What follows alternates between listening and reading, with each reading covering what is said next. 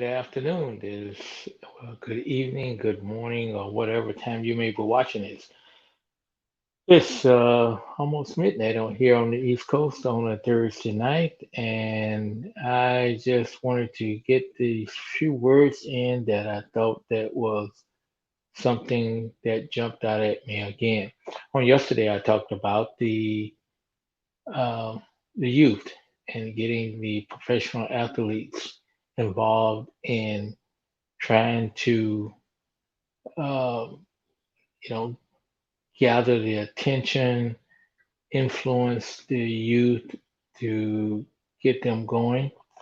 And then today I had a meeting, and that meeting was with some of my church leaders who we had done some uh, programs over the last starting in October and finished up basically last month. And they were, a programs dealing with some of the basic work that the Presbyterian Church has been doing in the Congo.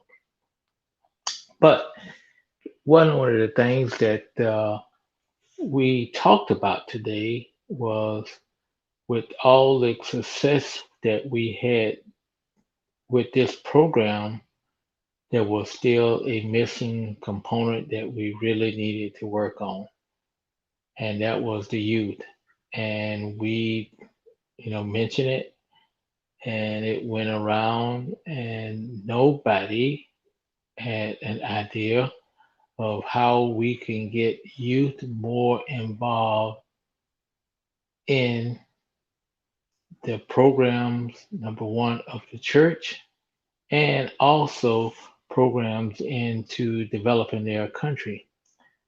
So that's going to be one of our areas that we're going to really be focusing on for next year is getting youth involved. And one of the things that I have to go ahead and say when we're talking about youth, we're not talking about um, teenagers per se, but there's the lower end of it, where in the Congo, you have people who are probably at the age of 35 or below who are considered youth because they are young adults, and that's the word that he uses, the youth. That's the word that we've been using as youth, and we really don't mean youth, we mean young adults because there is still a big gap between uh, people in marriage and people in the youth and movement and things like that. So that's what we're looking at is trying to somehow get them involved and get them working towards leadership positions, entrepreneur positions, and also leadership not only in the community but in the church and also in the government. They need to start preparing for this because it's going to come at them a lot sooner, and it is also potentially going to be a lot different and a lot more difficult, as I've been saying, that the in 2030 is a new watershed point, and Congo is going to have uh, I would probably say exceed, probably come to exceeding the number of extreme people living in extreme poverty in the world. Uh, the two countries that will have the most people and exceed more than any other countries in the world will be Nigeria and Congo. So what do we do? Uh, just as I mentioned today, we did not have an answer. We still don't have an answer. But I think that's something that we are willing to work with our partners over in the Congo to see what we can do because truly they are the future uh, for for the Congo and for the world. So we're going to kind of move towards that, see what we can do, see how it works out, and try over the next year to get them engaged so that next year, this time, we don't be talking about, oh, we didn't have a chance.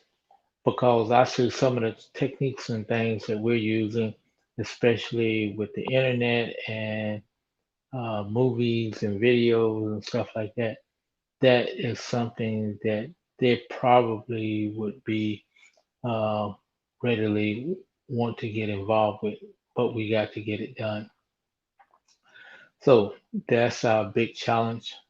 Not only that I brought it up a couple of days, but I think it would just reinforce today after the meeting. And I thought, well, that's something I've thought about. And so now when it comes to me a second time, that means that, hey, it's something that I need to really pay close attention to. So thank you all for taking the time, checking this out.